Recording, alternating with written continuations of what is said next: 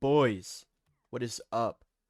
Today, I'm going to be doing something a little bit different. I'm going to be talking about what I believe to be one of the most underutilized mechanics in lower rated Rocket League. Now, let me define that real quick, because lower rated means is something different to everybody. I'm considering lower rated Rocket League to be a little bit higher than where I'm at, so I would say 1700 down.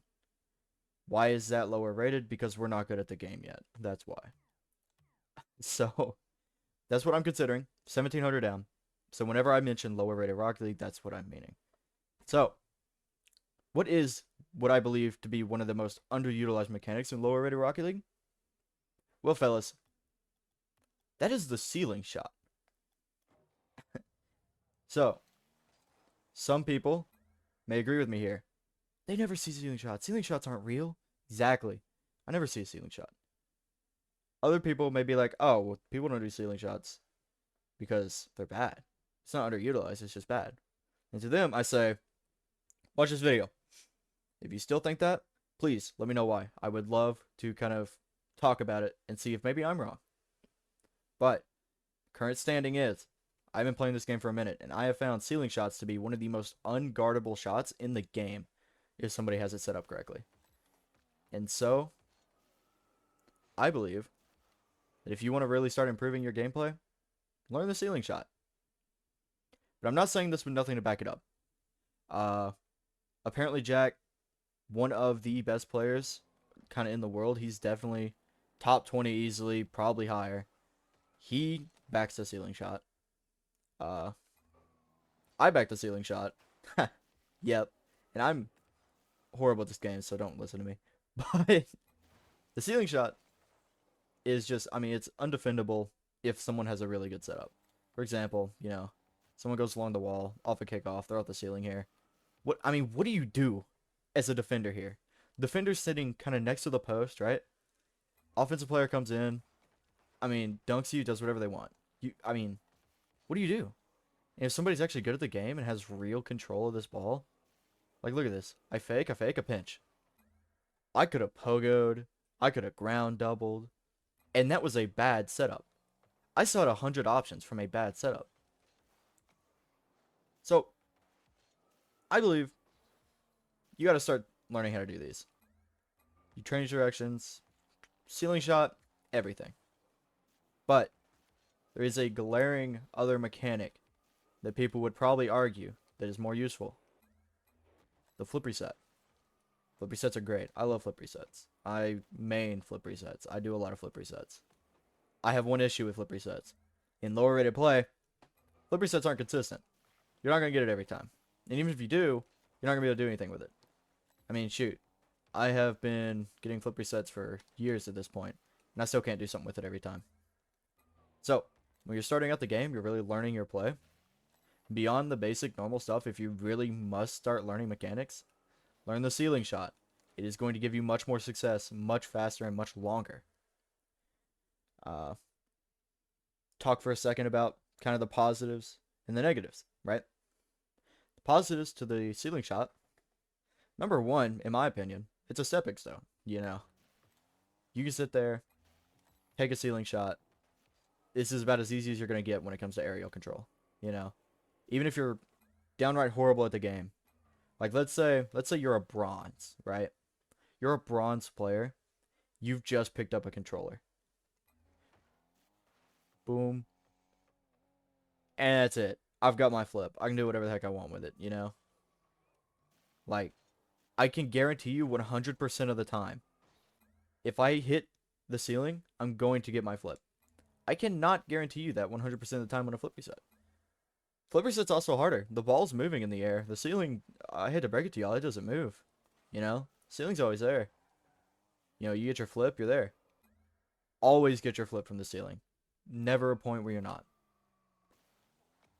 Another thing, ceiling shots. They're relatively easy to learn, especially if you consider other mechanics.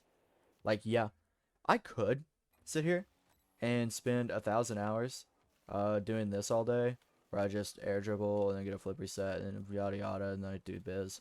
It's like, yeah, I could, and it's useful. That's the pro shot, right? Pros do that, and they do, and they're better at it. But the ceiling shot allows me to learn that, right? Because that shot I just did, right? We try and set this up here. That shot I just did, I go to the ceiling.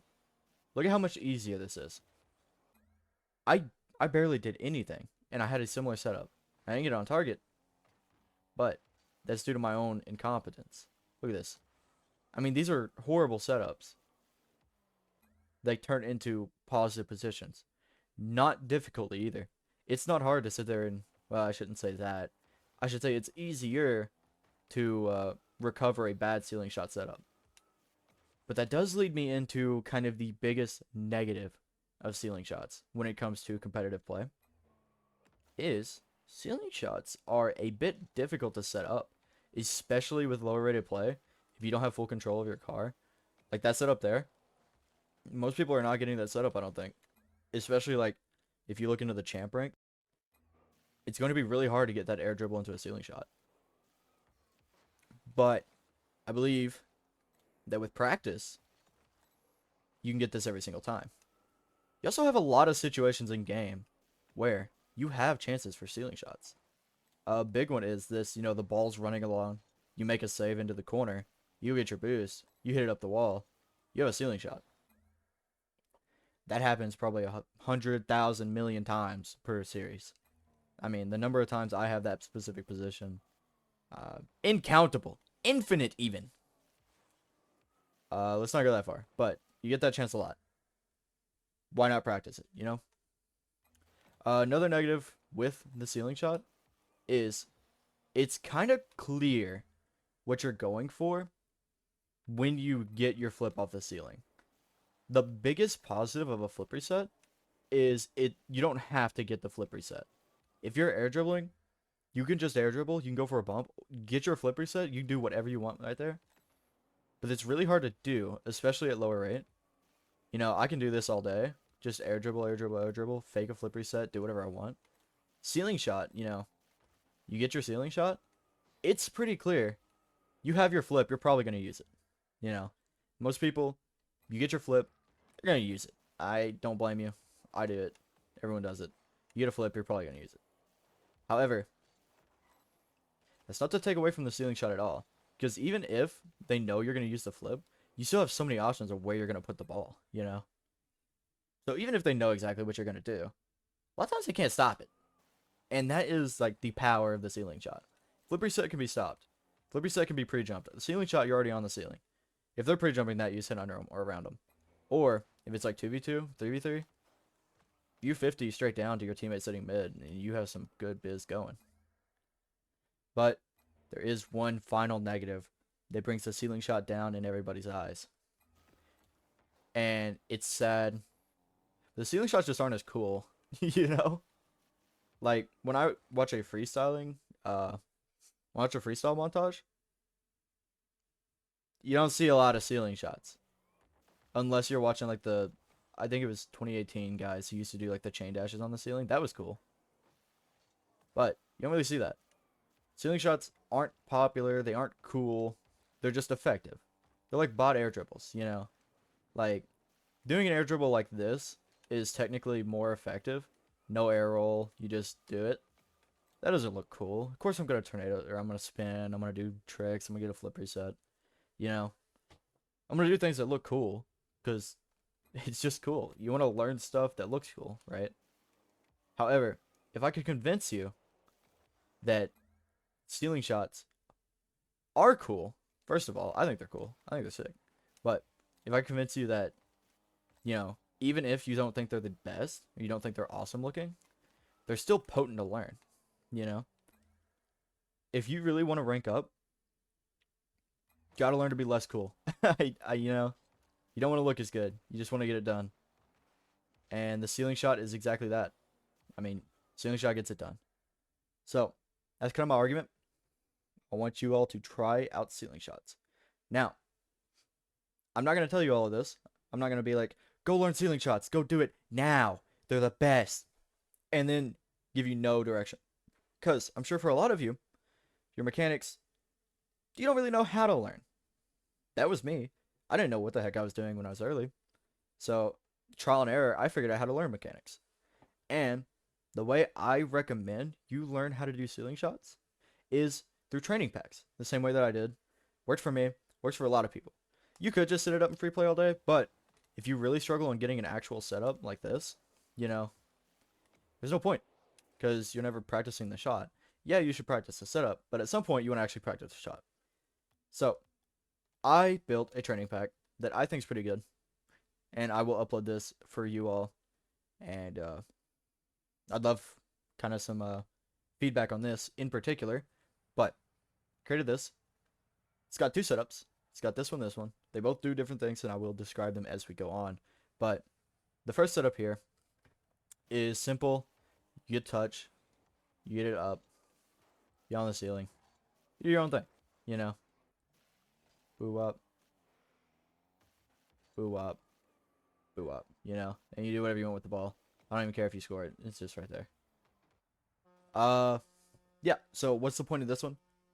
And also, Jay, didn't you just say a few minutes ago, for your own setup?